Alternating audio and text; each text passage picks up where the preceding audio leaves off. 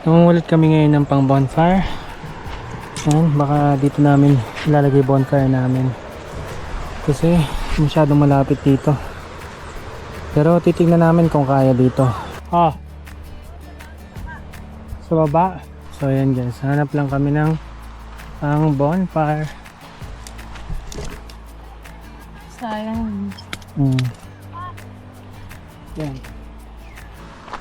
Ang kinaganda guys, di na kami nahirapan maghanap dahil marami din nakukuha sa tabing ilog. Nadulas din ako. Mamabas. Kaya, marami din pala to. Yung guys, oh.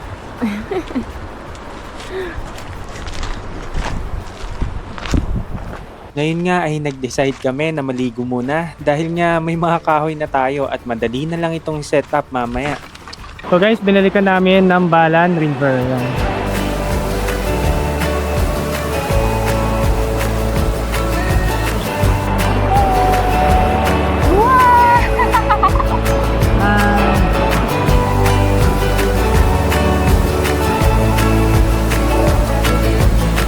So guys, pwede nyo rin puntahan to. Maganda rin yung lugar na to. Tignan natin kung malinaw. Marami lang siyang marami lang siya guys na lumot, napakadulas niya. Kaya ingat-ingat pag nagpunta rito. So, kandulas niya. Ito yung lumot. Pakita mo lumot.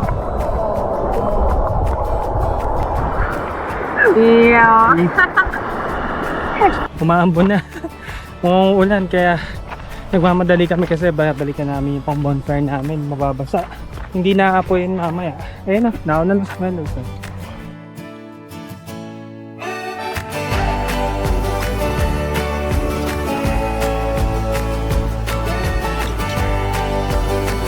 Buti na lang at hindi nagtuloy-tuloy ang ulan at hindi nabasa ang pang bonfire natin at nakaligo pa tayo malapit sa tent.